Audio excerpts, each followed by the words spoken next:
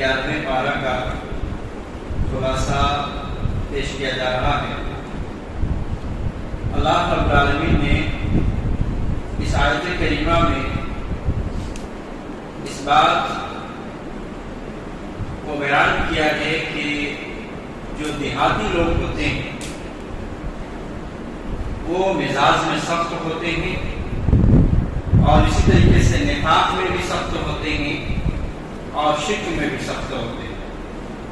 अल्लाह रब्बुल आलमीन ने फरमाया अल-अराब अशद्दु कुफ्रन व निफाक़ा, कि अरबी लोग देहाती लोग निफाक में और कुफ्र में सख्त होते हैं। वअज़दरु अल्ला यअलम हुदूद मा अंज़लल्लाहु अला रसूलिही, और वो इस लायक हैं कि अल्लाह के रसूल सल्लल्लाहु अलैहि वसल्लम पर जो कुछ नाजिल की जाती है उस चीज को और जो कुछ हुदूद और क़ुयूद बयान किए जाते हैं वो ना समझ सकते। तो यहाँ सबसे पहली चीज क्या है कि चूंकि उनके मिजाज में सख्ती होती है, इस वजह से अल्लाह रब्बुल आलमीन ने ये बताया कि अल्लाह के रसूल सल्लल्लाहु अलैहि वसल्लम के ऊपर जो कुछ नाज़िल की जाती है तो वो इस लायक है कि वो समझ ना सके। और यही वजह है कि जितने अंबिया किराम अलैहिस्सलातु वस्सलाम को, जितने रसूलों को भेजा गया वो शहर में भेजा गया, किसी देहात में नहीं भेजा गया। अल्लाह रब्बुल आलमीन ने कुरान मजीद के अंदर भी इस चीज को बयान किया है कि इससे पहले जितने भी अंबिया किराम अलैहिस्सलातु वस्सलाम को भेजा गया वो शहर के अंदर भेजा गया। और शहर के अंदर भेजने की दो वजह मालूम होती है। पहली वजह ये कि कोई भी गांव, कोई भी खेड़े और इसी तरीके से देहात के जो बस्ती होते हैं वो मुहताज होते हैं शहर के, उनको जरूरतें होती हैं शहर के ऊपर, कोई चीज खरीदो फरोख्त हो, इस तरीके की जरूरतें पड़ती हैं। मगर शहर वालों को बहुत कम जरूरत पड़ती है कि गांव खेड़े में जाकर के कुछ चीजें खरीदें। सारी चीजें शहर में मिल जाती हैं और देहात में सारी चीजें नहीं मिलती। तो एक वजह तो ये हुई कि जो शहर के अंदर अल्लाह रब्बुल आलमीन अगर नबियों को भेजा तो ऐसी सूरत में शहर के लोग अगर मान लिए उसको तो चूंकि शहर के लोगों को तो वो तबलीग की ही जाएंगी, साथ ही साथ देहात के लोग भी आते जाते रहेंगे और उनको भी एक तरीके से मालूम हो जाएगी।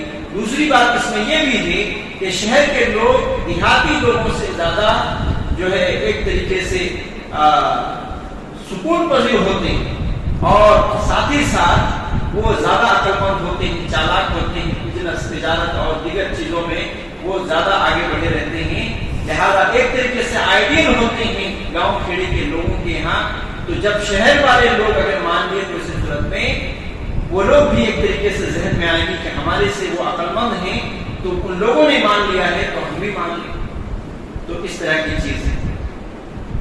तो यहाँ अल्लाह रब्बुल आलमीन ने इस चीज को बयान करके ये बता दिया कि हमने नबियों को जो भेजा है वो शहर के अंदर भेजा है और साथ ही साथ इस चीज को भी बयान कर दिया कि मकानत में, संजीदगी में शहर वाले लोग ज्यादा होते हैं जबकि देहात वाले लोगों के अंदर मकानत नहीं होती और वो ज्यादा सख्त होते हैं और कुफ्र और निफाक के अंदर भी सख्त होते हैं। उसके बाद अल्लाह रब्बुल आलमीन ने फरमाया والسابقون الأولون من المهاجرين والأنصار والذين اتبعوهم بإحسان رضي الله عنهم ورضوا عنه وأعد لهم جنات تجري من تحتها الأنهار خالدين فيها أبدا ذلك الفوز العظيم۔ इस आयत करीमा में अल्लाह रब्बुल आलमीन ने बयान किया है कि अगर हक पहचान ना हो कि कोई इंसान या कोई कौम अगर हक पर है तो उसका एक मेयार बताया गया है। अल्लाह रब्बुल आलमीन ने कहा वस्साबिकून अल-अव्वलून मिनल मुहाजिरीन वल अंसार, कि मुहाजिरीन और अंसार में से जो सबकत करने वाले हैं, पहल करने वाले हैं ईमान लाने में, वल्लज़ीना तबअूहुम बिइहसान, और जो लोग पहल करने वालों लोगों की इत्तिबा करने वाले हैं एहसान इखलास के साथ, रज़ियल्लाहु अन्हुम व रज़ू अन, ऐसे ही लोगों के ताल्लुक से अल्लाह रब्बुल आलमीन उनके ईमान और अखलाक سے راضی ہو گیا اور اللہ رب العالمین نے ان کو راضی کر دیا. اعد لهم جنات تجری من تحتها الانہار، ایسے ہی لوگوں کے لیے اللہ رب العالمین نے جنت کے اندر ایسی نہریں رکھی ہیں جس کے نیچے نہریں بہتی ہیں اور وہ ہمیشہ ہمیشہ وہ نہریں ہوں گی اور وہ لوگ بھی ہمیشہ ہمیشہ کے لیے رہیں گے. ذالک الفوز العظیم، اور یہ سب سے بڑی کامیابی ہے. یہاں اس آیت کریمہ میں اللہ رب العالمین نے صحابہ کرام رضوان اللہ علیہم اجمعین کو جو خصوصی طور پر صحابہ کرام میں سے وہ لوگ جو پہل کرنے والے تھے ایسے لوگوں کو معیار قرار دیا ہے. یعنی آدمی قیامت تک کے لیے یہ معیار ہے کہ جو لوگ بھی اخلاص کے ساتھ لوگوں کے راستے کو اپنا لیں گے تو ایسی صورت میں وہ حق پر ہوں گے اور ایسی صورت میں اللہ رب العالمین ان سے راضی ہوگا اور اللہ رب العالمین بھی ان کو راضی کر دینے والا ہوگا، یعنی جنت عطا کر دینے والا ہے. معلوم ہوا کہ آج کسی قوم کو اگر دیکھنا ہو کہ وہ حق پر ہیں یا نہیں تو ایسی صورت میں یہ بھی دیکھنا پڑے گا قرآن و سنت کے بعد کہ وہ صحابہ کرام کے طریقے پر فالو کر رہے ہیں یا نہیں، صحابہ کرام کے طریقے پر چل رہے ہیں یا نہیں.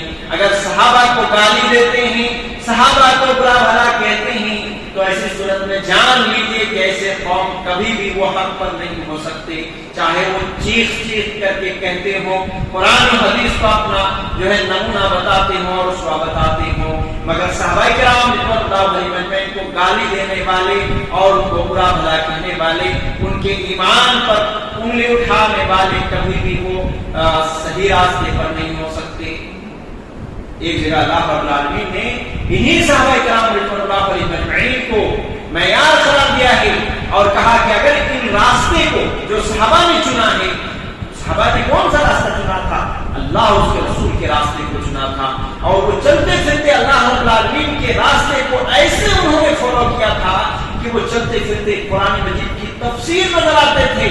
ایسی زندگی تھی صحابہ کرام رضوان اللہ علیہم اجمعین کو. یہی وجہ ہے کہ اللہ رب العالمین نے کہا کہ اگر ان کے راستے کو اگر کوئی چھوڑتا ہے اور دوسرے راستے کو اختیار کرتا ہے تو ایسے لوگوں کو جہنم میں ڈالا جائے گا.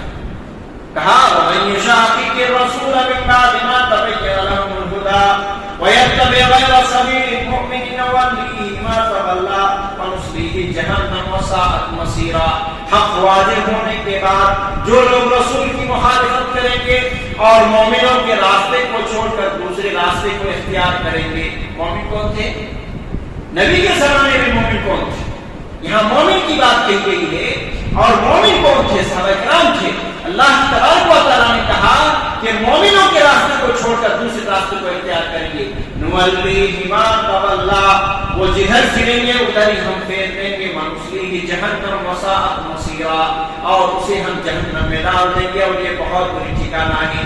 معلوم ہوا کہ صحابہ کرام رضوان اللہ علیہم اجمعین کو اگر ہم فالو نہیں کریں گے، ان کے راستے کو اختیار نہیں کریں گے، ان کے راستے کو ہم اپنا نمونہ نہیں بنائیں گے تو ایسی صورت میں ہم گمراہ ہو سکتے ہیں. اور اس طریقے سے اگر ہم نے ان کے راستے کو فالو کیا اور ان کی اتباع کی تو ایسی صورت میں ہم اللہ رب العالمین کی رضا دوئی بھی پا لیں گے اور جنت بھی پا لیں گے. اس کے بعد اللہ رب العالمین نے اس بات کو بیان کیا کہ اللہ کے نبی صلی اللہ علیہ وسلم کو یہ ہدایت دی کہ جو لوگ صدقہ اور زکوٰۃ ادا کر رہے ہیں ایسے لوگوں کے حق میں دعائے خیر کریں. لہذا ایسے میں جو لوگ بھی زکوٰۃ کی وصولی کر رہے ہیں یا یہ کہ صدقہ و خیرات کے مستحق ہیں، جو لوگ بھی ان کو جو کچھ بھی میسر ہے اور دے رہے ہیں تو ایسے لوگوں کے حق میں دعا کرنی چاہیے. اللہ رب العالمین نے کہا خذ من اموالهم صدقة تطهرهم وتزكيهم بها وصل عليهم ان صلاتك سكن لهم والله سميع عليم. اے نبی آپ ان کے اموال میں سے صدقہ لیجیے تو تطہرهم، اور ان کو پاک کیجیے، جو ان کے مال ہیں ان کو پاک کیجیے. معلوم ہوا کہ جو ہمارے مال ہوں جو اللہ رب العالمین نے عطا کیے ہیں، اگر ہم ان میں سے زکوٰۃ نکالیں گے تو بقیہ مال ہمارے پاکیزہ ہو جائیں گے.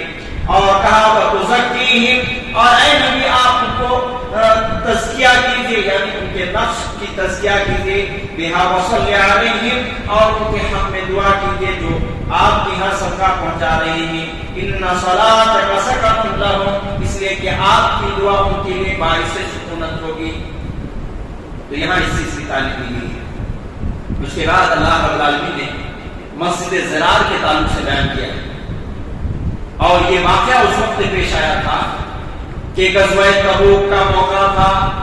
اللہ کے نبی علیہ الصلوۃ والسلام نے صحابہ کرام رضوان اللہ علیہم سے کہہ دیا تھا کہ صحاباؤ، تبوک کی طرف ہمیں نکلنا ہے، لہذا تم لوگ تیاری کرنے میں لگ جاؤ۔ ایک طرف مسلمان تیاری میں لگ گئے جہاد کے لیے، اپنے ہتھیار اور اسلحے کو بنانے اور دیگر تیاری میں مصروف ہو گئے، اور دوسری طرف منافقین ایک مسجد بنا ڈالے، اور مسجد کا مقصد اچھا نہیں تھا، بلکہ مسجد کا مقصد یہ تھا کہ مسجد میں بنانے کی وجہ سے تاکہ وہاں منافقین جمع ہوں، اور اسی طریقے سے مسلمانوں کے خلاف سازشیں کریں۔ اور مزید باتیں اللہ رب العالمین نے کس مقصد کے تحت بنایا تھا، اللہ رب العالمین نے خود ہی بیان کیا ہے، جو ہم جانیں گے آیت کریمہ کے اندر۔ اللہ کے نبی علیہ الصلوۃ والسلام سے ان لوگوں نے کہا، منافقوں نے، کہ اللہ کے نبی آپ ہماری مسجد میں آ کر کے نماز پڑھا دیجیے، یعنی ایک طریقے سے اوپننگ کرانے کی بات اللہ کے نبی صلی اللہ علیہ وسلم سے کہی گئی۔ اللہ کے نبی صلی اللہ علیہ وسلم مصروف تھے، اور اس وجہ سے ان کی مسجد میں جانا سکے، اور اللہ کے نبی صلی اللہ علیہ وسلم نے کہا کہ ابھی میں تبوک کے لیے نکل رہا ہوں، اور آنے کے بعد ہی دیکھیں گے۔ تبوک میں جو کچھ ہوا وہ ہوا۔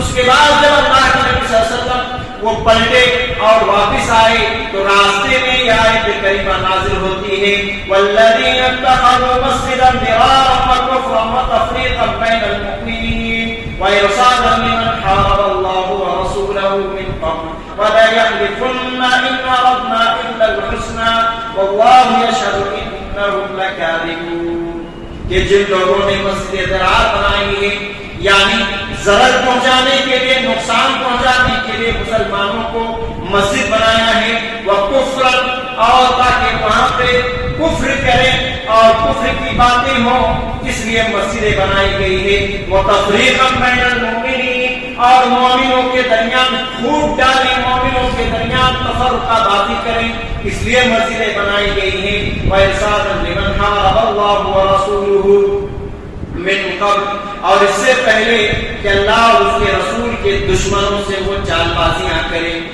یعنی جو لوگ اللہ اور اس کے رسول کے خلاف لڑے ہیں، ایسے لوگوں سے وہ رابطے کریں اور اس مسجد میں ان لوگوں کو بلائیں، اور اس طریقے سے ان کی خفیہ ایک جو ہے چال بازی کے اور اس طرح کے مشورے کی ایک جگہ بن جائے۔ اللہ کے نبی صلی اللہ علیہ وسلم سے یہ بھی کہہ دیا گیا، کہا وَلَيَحْلِفُنَّ إِنْ أَرَدْنَا إِلَّا الْحُسْنَى، اے نبی وہ لوگ ضرور بضرور آپ کے یہاں قسم کھائیں گے کہ ہم نیک ارادے کے ساتھ بنائے ہیں، ہم نے کوئی برا ارادہ نہیں کیا۔ یہ مسجد بنی ہے تاکہ بزرگ لوگوں کو اور اسی طریقے سے اندھے لوگوں کو اور اسی طریقے سے کمزور لوگوں کو جو مسجد وہاں نہیں پہنچ سکتے، ان لوگوں کے لیے یہ خصوصی طور پر ایک طریقے سے سہولت کے لیے بنائی گئی ہے، یہ بتائیں گے۔ لیکن اے اللہ کے نبی آپ یہ جان لیجیے، واللہ یشہد انہم لکاذبون، اللہ گواہی دیتا ہے کہ وہ لوگ جھوٹے ہیں اگرچہ وہ قسم کھائیں، لہذا لا تقم فیہ ابدا، اس میں آپ ہرگز ہرگز نہ کھڑے ہوں، اس میں ہرگز ہرگز نہ نماز پڑھیں۔ یہ اللہ تبارک و تعالیٰ نے قرآن مجید کی آیت نازل کرنی تھی، اللہ کے نبی صلی اللہ علیہ وسلم ابھی مدینے میں داخل نہیں ہوئے کہ ایک قوم کو بھیجتے ہیں، ایک دستے کو بھیجتے ہیں کہ جاؤ مسجد ضرار کو توڑ دو، اور اس طریقے سے صحابہ کرام کی ایک جماعت آتی اور مسجد ضرار کو توڑ دیا جاتا ہے۔ یہاں کیا مسئلہ معلوم ہوا کہ جس مسجد کے اندر کفر اور شرک اور اس طریقے سے بدعات اور خرافات کی چیزیں جو ہے پائی جائیں اور اس طریقے سے ان کی نشر و اشاعت کی جائے اور اس کو پھیلایا جائے، کفر کو شرک کو بڑھاوا دیا جائے اور اس طریقے سے بدعات کو بڑھایا دیا جائے، ایسی مسجد اللہ رب العالمین کی ضرورت نہیں ہے، بلکہ ایسی مسجد کو نہ رکھا جائے۔ اس کے بعد اللہ رب العالمین نے ایک بڑی پیاری بات کہی ہے، اور وہ یہ ہے کہ مومنوں کو اللہ رب العالمین نے خرید لیا ہے، مومنوں کو اللہ نے خرید لیا ہے، اس کے بدلے میں اللہ رب العالمین جنت دے گا۔ کہا فرمایا ان اللہ اشتری من المؤمنین انفسهم واموالهم بان لهم الجنہ، کہ بے شک اللہ رب العالمین نے خرید لیا ہے مومنوں کو ان کے نفس کو اور ان کے مال کو. اللہ رب العالمین نے خرید لیا کس چیز کے بدلے میں؟ بان لهم الجنہ، اللہ رب العالمین اس کو جنت عطا کرنے والا ہے. لہذا ہم میں سے جو شخص جنت کو بنانا چاہتے ہیں، جنت کو پانا چاہتے ہیں، تو اپنے نفس کو اللہ رب العالمین کے حوالے کرنا ہوگا، اپنے مال کو بھی اللہ رب العالمین کے حوالے کرنا ہوگا. نفس کو اس اعتبار سے حوالے کریں کہ جب جیسے اللہ رب العالمین کی رہنمائی ہمیں ملے اسی رہنمائی کے مطابق اپنی زندگی گزاریں. اللہ رب العالمین کے لیے پوری زندگی ہو. قل ان صلاتي ونسكي ومحياي ومماتي لله رب العالمین. اے نبی آپ کہہ دیجیے کہ میری نماز، میری قربانی، میری زندگی، میری موت ساری اللہ رب العالمین کی. پوری زندگی اللہ رب العالمین کے لیے وقت سے جو بندہ کر دیتا ہے تو ایسے لوگوں کو اللہ رب العالمین نے کیا کہا؟ ہم نے خرید لیا ہے، اس کو اللہ رب العالمین جنت دے گا. اور مال کو حوالے کر دینے کا مطلب یہ ہے کہ جب جیسے موقع میسر ہو اللہ کے راستے میں خرچ کرنے ہیں. اور یہ چیز ہے کہ توبہ کرنے والے اور اللہ کی عبادت کرنے والے، توبہ کرنے والے کا مطلب یہ ہے کہ جب بھی انسان سے گناہ ہو جاتے ہیں تو وہ توبہ کرتا ہے، اللہ رب العالمین کی طرف رجوع کرتا ہے. ایک طرف گناہ کو مٹا دیا، والعابدون اور عبادت کرنے والے، رب کی اطاعت کرنے والے، ایک طرف گناہ کو مٹا دیا، دوسری طرف نیکیوں کو بٹور لیا. پھر کہا الحامدون الصالحون، اللہ کی تعریف کرنے والے، اللہ کی حمد و ثنا بیان کرنے والے. امام ابن قیم رحمہ اللہ نے اس دو لفظ کی تفسیر یہ کی ہے کہ الحامدون یہ زبانی اللہ کی عبادت اور الصالحون دلی اللہ رب العالمین کی عبادت. یہ دونوں طرح کی عبادتیں جو لوگ کرتے ہیں، الراکعون الساجدون، رکوع کرنے والے اور سجدہ کرنے والے، یہ دونوں نماز کے اندر پائے جاتے ہیں. یعنی نماز کی پابندی کرنے والے. اور کہا الآمرون بالمعروف والناہون عن المنکر، کہ نیکی اور بھلائی کے کام میں حکم دینے والے اور برائی سے روکنے والے. والحافظون لحدود اللہ، اور اللہ رب العالمین کے حد کی حفاظت کرنے والے. اللہ نے جس چیز کی جتنی حد متعین کر دی ہے، وہاں سے آگے بڑھو گے تو حرام میں پڑ جاؤ گے، وہاں سے آگے بڑھو گے تو شرک میں مبتلا ہو جاؤ گے، وہاں سے آگے بڑھو گے تو کفر میں پڑ جاؤ گے، وہاں سے آگے بڑھو گے تو تمہارے نفاق میں اور منافقین میں چلے جاؤ گے. لہذا اللہ نے جو حدود و اسلام کے اندر بیان کیا ہے اس کی حفاظت کرنے والے. ایسے ہی لوگوں سے اللہ رب العالمین ان کے نفس کو بھی خریدے گا اور ان کے مال کو بھی خریدے گا، اور اللہ رب العالمین ایسے لوگوں کو جنت عطا کر دے گا. لہذا ضرورت اس بات کی ہے کہ ہم ان نیکیوں کے، ان صفات کے جو ہے اپنانے والے بن جائیں اور اللہ رب العالمین کے ہاں جنت کو پانے والے بن جائیں. اس تمام اللہ رب العالمین سے دعا ہے کہ اللہ رب العالمین ہم سب کو، ہم تمام کو جنت الفردوس میں اعلیٰ مقام عطا فرمائے، ہمارے گناہوں کو بخش دے. اور اسی طریقے سے اللہ رب العالمین ہمیں زیادہ سے زیادہ توبہ کرنے والے اور اللہ رب العالمین کی عبادت کرنے والے بنائیں. آمین. صلی اللہ علیہ محمد وعلیہ وسلم اجمعین.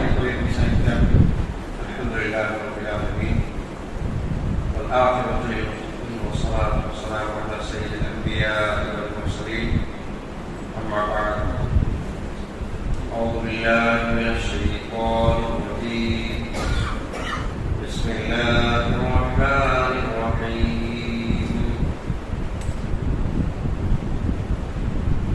إن ربكم الله الذي خلق السماوات والأرض في 6 أيام ثم استوى على العرش يدبر الأمر ما من شفيع إلا من بعد إذنه ذلكم الله ربكم فاعبدوه أفلا تتذكرون. سورہ یونس شروع ہو رہا ہے. اللہ رب العالمین نے بیان کیا، کہا کہ ان ربکم اللہ الذی خلق السماوات والارض، کہ تمہارا وہ ہے کہ جس نے آسمان اور زمین کی تخلیق کی فی 6 ایام 6 دنوں. ثم استوى على العرش، اور اللہ رب العالمین عرش پر مستوی ہوا، یدبر الامر، اور وہ تمام معاملاتوں کی تدبیر کرتا ہے، اور اللہ رب العالمین کی اجازت کے بغیر کوئی سفارش نہیں کر سکتا۔ ذالک اللہ ربکم فاعبدوہ، وہی تمہارا رب ہے، اسی کی تم عبادت کرو، افلا تذکرون، پھر تم کیوں نہیں نصیحت حاصل کرتے؟ یہاں اللہ رب العالمین نے سب سے پہلی چیز جو بیان کی ہے وہ یہ کہ اللہ رب العالمین ہی نے آسمان اور زمین کی تخلیق کی ہے، اور وہ بھی 6 دن، اور پھر اللہ رب العالمین عرش پر مستوی ہے۔ لہذا ان لوگوں کا رد ہوتا ہے جو یہ سمجھتے ہیں کہ اللہ رب العالمین ہر جگہ موجود ہے۔ معلوم ہوا کہ اللہ رب العالمین 7ویں آسمان کے اوپر اپنے عرش کے اوپر مستوی ہے، عرش کے اوپر موجود ہے۔ کس حالت اور کیفیت کے ساتھ موجود ہے اللہ رب العالمین نے کسی کو نہیں بتایا۔ اللہ رب العالمین اپنے شان کے لائق، جس طریقے سے اس کی شان کے لائق ہے وہ اسی طریقے سے موجود ہے۔ ہم نہیں کہہ سکتے اللہ رب العالمین وہاں بیٹھا ہے، ہم نہیں کہہ سکتے اللہ رب العالمین وہاں کھڑا ہے، ہم نہیں کہہ سکتے اللہ رب العالمین وہاں لیٹا ہے۔ یہ کیفیت کہیں بتائی نہیں گئی، اور ہمیں بیان کرنا بھی یہ بدعت ہو جائے گا۔ لہذا اللہ تبارک و تعالیٰ جس اپنے شان کے لائق ہے وہ وہاں موجود ہے، لیکن یہ ہے کہ اللہ رب العالمین ہر ذرے میں نہیں، ہر چیز میں نہیں، ہر انسانوں میں نہیں، ہر جانوروں میں نہیں، دنیا کی کسی چیز میں اللہ رب العالمین موجود ہے۔ ہاں، اللہ رب العالمین کا علم موجود ہے، اللہ رب العالمین کی سماعت موجود ہے، اللہ رب العالمین کی بصارت موجود ہے، اللہ رب العالمین کی خبر ہر چیز میں ہے۔ یہ چیز ذرے ذرے کے اندر اللہ رب العالمین کا علم موجود ہے۔ اس کے بعد اللہ رب العالمین نے اس بات کو بیان کیا ہے کہ اس دن یعنی قیامت کے دن اللہ رب العالمین کی اجازت کے بغیر کوئی سفارش کرنے والا نہیں، کوئی ایسا نہیں ہوگا جو اللہ رب العالمین کی ہاں بات کرنے کی ہمت تک رکھے گا، مگر یہ کہ اللہ رب العالمین جس کو اجازت دے دے وہ دوسروں کے لیے سفارش کر سکتا ہے۔ اور سفارش میں سب سے اونچا مقام اور اللہ رب العالمین کی طرف سے جو اجازت ملے گی، جو احادیث سے بھی اس بات کا ثبوت ملتا ہے، وہ ہے کہ ہمارے نبی جناب محمد رسول اللہ صلی اللہ علیہ وسلم کو سفارش کی اجازت دی جائے گی۔ لہذا ہم یہ دعا کر سکتے ہیں اللہ رب العالمین سے کہ اللہ کل قیامت کے دن ہمارے نبی صلی اللہ علیہ وسلم کی سفارش ہمیں نصیب فرما، کیونکہ اللہ کے نبی علیہ السلام کو سفارش کا موقع دیا جائے گا کہ اللہ کے نبی علیہ السلام جب سفارش کریں گے تو ہمارے حق میں بھی سفارش کریں۔ اللہ اگر قبول کر لے تو ایسی صورت میں نبی صلی اللہ علیہ وسلم جن جن کے لیے سفارش کریں گے ان کی سفارش ضرور قبول کی جائے گی۔ اور اسی طریقے سے ایک چیز ضرور یاد رکھ لیں کہ چونکہ حدیث سے ثابت ہے کہ جو بھی انسان اذان کے بعد اللهم رب هذه الدعوة التامة والصلاة القائمة آت محمد الوسيلة والفضيلة، یہ والی جو دعا پڑھتے ہیں اللہ کے نبی صلی اللہ علیہ وسلم نے اس دعا کی یہ فضیلت بتائی تھی کہ حلت له شفاعت یوم القیامہ، کہ جو شخص اس دعا کو پڑھے گا ہر اذان کے بعد تو میری سفارش اور میری شفاعت ایسے بندوں کے لیے حرام ہو جائے گی، یعنی ایسے لوگوں کے لیے اللہ کے نبی صلی اللہ علیہ وسلم سفارش کریں گے۔ تو اس چیز کا بھی خیال رکھنا ہے۔ اور دار السلام سے مراد جنت ہے، کہا واللہ یدعو الی دار السلام، اللہ رب العالمین تمہیں دار السلام کی طرف یعنی جنت کی طرف بلاتا ہے۔ ایک مسلمان دوسرے مسلمان کو دعوت دے تو قبول کرنا واجب ہے۔ ایک مسلمان دوسرے مسلمان کا حق ہے کہ اگر وہ دعوت دے تو اس صورت میں قبول کیا جائے گا۔ تو جب ایک مسلمان آپ کو دعوت دے اور اس کا قبول کرنا واجب اور ضروری ہے تو بھلا بتائیے اللہ رب العالمین اس بات کی دعوت دے رہا ہے تو کیا ہمیں اس کو قبول کرنا ضروری نہیں؟ بے شک ایک مسلمان کو جو واجب ہے اس سے بدرجہ اولا اس بات کی ضرورت ہے اور واجب اس سے پڑ جاتی ہے جب اللہ رب العالمین تمہیں بلاتا ہے کدھر؟ دار السلام کی طرف، جنت کی طرف۔ اور کہا وَيَهْدِي مَن يَشَاءُ إِلَىٰ صِرَاطٍ مُّسْتَقِيمٍ، اور ہدایت دیتا ہے جس کو چاہتا ہے اللہ رب العالمین صراط مستقیم کی طرف۔ یہاں دارالسلام میں بلانے کے بعد یہ جو لفظ استعمال کیا، یہ جو سینٹینس ہے، تو اس کا کیا معنی اور مفہوم نکلتا ہے؟ معلوم ہوتا ہے کہ اللہ رب العالمین ہر ایک کو، دنیا کے سارے لوگوں کو جنت کی طرف دعوت دیتا ہے، اور سارے لوگوں کے لیے اللہ رب العالمین نے جنت بنائی ہے۔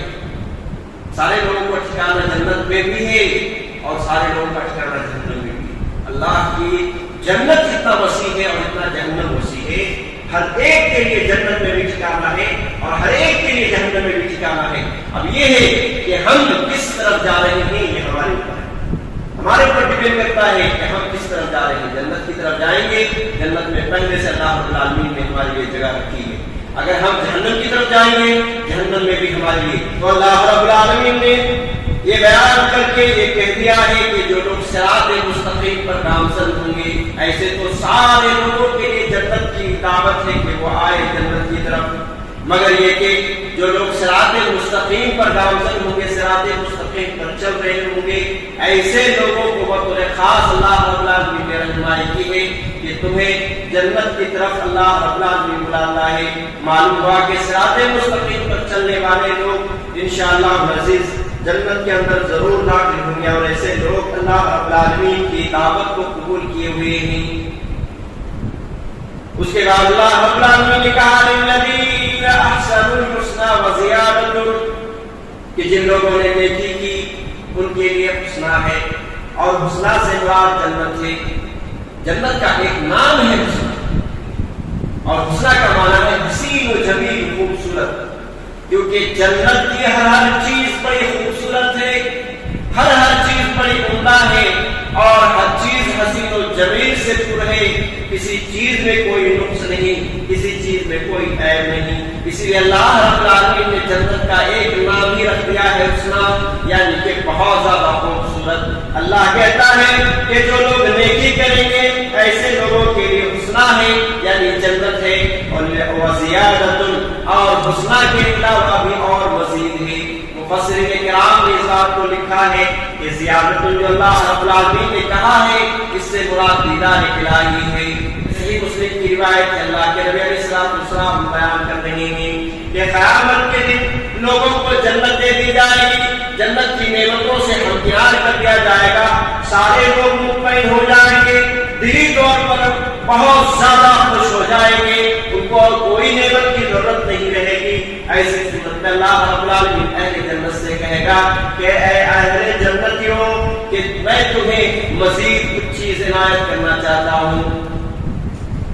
اہل جنت کہیں گے اے اللہ، ہمارے چہرے کو تو نے کیا گورا نہیں کیا، کیا چمکدار نہیں بنایا، ہمیں فلاں نعمتوں سے نہیں نوازا، اب ہمیں پھر کون سی نعمت باقی رہ گئی ہے جو ہمیں عطا کرنا ہے؟ اللہ تبارک و تعالی فیکشف الحجاب، اللہ رب العالمین اپنے پردے کو کھول دے گا اور لوگ دیکھیں گے اللہ رب العالمین کو اس طریقے سے آسانی سے دیکھیں گے جیسے 14ویں رات کی چاند کو ہم آسانی سے دیکھتے ہیں۔ اللہ رب العالمین کے حسن جمال کا یہ عالم ہوگا، اللہ رب العالمین کی خوبصورتی کا یہ عالم ہوگا کہ اللہ رب العالمین کو دیکھ لینے کے بعد جنت کی تمام نعمتوں کو ہی سمجھنے لگیں گے۔ بہت کم ملا ہے جنت کی نعمتیں، سب سے بڑی نعمت اگر ملی ہے تو اللہ رب العالمین کا دیدار ملا ہے، سب سے بڑی نعمت ملی ہے تو اللہ رب العالمین کو جو دیکھنے کا نصیب ہوا ہے، یہ سب سے بڑی نعمت ہے۔ اللہ تو کتنا حسین و جمیل ہے اللہ رب العالمین کی ذات کہ اللہ رب العالمین کو دیکھنے کے بعد جنت کے سونے چاندی کے بنے ہوئے محلات اور اس طرح کے ہر طرح کی نعمتیں، یہ ساری چیز بھول جائیں گے اس کے سامنے۔ لہذا اللہ رب العالمین سے اس بات کی بھی دعا کی جائے کہ دیدار الہی نصیب ہو، اور دیدار الہی وہی لوگوں کو نصیب ہوتا ہے جن کو جنت نصیب ہوتا ہے۔ اس کے بعد اللہ رب العالمین نے اس بات کو بیان کیا وَيَوْمَ يَحْشُرُهُمْ كَأَن لَّمْ يَلْبَثُوا إِلَّا سَاعَةً مِّن نَّهَارٍ يَتَعَارَفُونَ بَيْنَهُمْ، اور جس دن جمع کیے جائیں گے لوگوں کو، كَأَن لَّمْ يَلْبَثُوا إِلَّا سَاعَةً مِّن نَّهَارٍ، تو وہ ایسا محسوس کریں گے گویا کہ ہم دنیا میں دن کے کچھ حصے ہم نے رہ کر کے گزار کر کے آیا ہے. یتعارفون بینہم، اور وہ لوگ ایک دوسرے کی پہچان کر رہے ہوں گے، ایک دوسرے کا تعارف کرا رہے ہوں گے. یہ لفظ کہہ کر کے اللہ رب العالمین نے یہاں یہ بات کہی تھی، یہ کافی تھا کہ وَيَوْمَ يَحْشُرُهُمْ كَأَن لَّمْ يَلْبَثُوا إِلَّا سَاعَةً مِّن نَّهَارٍ، کہ وہ لوگ قیامت کے دن جب اٹھائے جائیں گے تو دن کے تھوڑے حصے ایسا معلوم ہوگا کہ ہم دنیا میں دن کے کچھ حصے کچھ لمحے ہم نے گزار کر کے آیا ہے. بات ختم ہو گئی تھی. اللہ رب العالمین نے اس بات کو مزید بیان کر دیا، کہا کہ یتعارفون بینہم، وہ لوگ ایک دوسرے کا تعارف کراتے ہوں گے. اور یہ منظر آپ نے دیکھا ہوگا جب آپ ریلوے اسٹیشن کے اندر آپ ٹرین کے انتظار میں مسافر خانے میں کئی لوگ الگ الگ منزل کے لوگ وہاں پہ جمع ہو جاتے ہیں، پوچھتے ہیں کہ آپ کہاں جاؤ گے؟ میں فلاں جگہ جاؤں گا. آپ کہاں جاؤ گے؟ میں ممبئی بات جاؤں گا. دوسرا کہتا ہے کہ میں بنگلور جاؤں گا. تیسرا کہتا ہے کہ فلاں جگہ جاؤں گا. پھر ایک دوسرے کا تعارف ہوتا ہے اور جیسے ہی اس کی ٹرین آ جاتی ہے ساری باتیں ختم ہو جاتی ہیں اور بھاگنے لگتے ہیں ٹرین کی طرف. پھر اب جو بھی تعارف ہوئے وہ وہیں تک ختم ہو گئی اور جو کچھ باتیں ہوئی وہیں تک ختم ہو گئی. اب پھر مزید کوئی باتیں نہیں. ٹرین آنے کے بعد فوراً وہ بھاگنے لگتے ہیں اپنے ٹرین کی طرف. معلوم ہوا کہ ایسی ہی ہے یہ دنیا، ہم نے اس دنیا کو ہی جنت بنا کے رکھا ہے، یا یہ کہ ہم نے ہمارے ذہن و دماغ میں یہ سوچ کے رکھا ہے کہ یہی جنت ہے اور اسی کو بنانے اور سنوارنے میں پوری زندگی لگے چھوڑ دیجیے. اسی دنیا کو بنانے میں لگے ہوئے ہیں. لہذا ہمیں قیامت کے دن اس بات کا احساس ہو جائے گا کہ ہم نے دنیا جو آئے تھے تو وہ چند لمحوں کے لیے آئے تھے اور اتنا سا وقت ہمیں دیا گیا تھا اور اتنا سا وقت میں ہم نے دنیا کو بنانے میں لگے ہوئے تھے. آخرت کو بھولے بیٹھے تھے، آخرت کی تیاری نہیں کر رہے تھے. لہذا کل قیامت کے دن آدمی کو بڑا پچھتاوا ہوگا، بڑی حسرتیں ہوگی، بڑی تکلیف ہوگی دل میں کہ کیوں ہم نے ایسے زندگی گزار کر کے آئے ہیں. آج دنیا میں موقع ہے اللہ کی مغفرت کو پانے کا، آج دنیا میں موقع ہے اللہ رب العالمین کی رحمت کو پانے کا، آج دنیا میں موقع ہے اللہ رب العالمین کی رضا دوئی کو پانے کا. لہذا اگر ہم نے آج کی دنیا میں جو ہم زندگی گزار رہے ہیں اس دنیا کو اہم نہیں سمجھا اور اسی طریقے سے اللہ رب العالمین کی مغفرت نہیں کرائی، اپنی زندگی کو تقوی والی زندگی نہیں گزاری، کل قیامت کے دن بڑا پچھتاوا ہوگا اور دوسرا کوئی آپشن بھی نہیں ہوگا. اس کے بعد اللہ رب العالمین نے عقیدے کی بڑی اچھی بات کہی ہے جو ہم سب کو اس چیز کو سمجھنے کی ضرورت ہے. اللہ رب العالمین نے کہا قُل لَا أَمْلِكُ لِنَفْسِي ضَرًّا وَلَا نَفْعًا. اللہ کے نبی صلی اللہ علیہ وسلم سے کہلوایا جا رہا ہے. کیا کہلوایا جا رہا ہے؟ اے نبی آپ کہہ دیجئے کہ میں اپنے نفس کے نفع نقصان کا مالک ہوں. اے نبی آپ خود بتائیے لوگوں کہ میں یعنی نبی خود نفع نقصان کے مالک ہوں. الا ما شاء اللہ، مگر جو اللہ رب العالمین چاہے. اللہ رب العالمین کی چاہے بغیر اے نبی آپ خود بھی اپنے نفس کے مالک نہیں کہ آپ نفع نقصان خود کے اوپر بھی پہنچا سکے.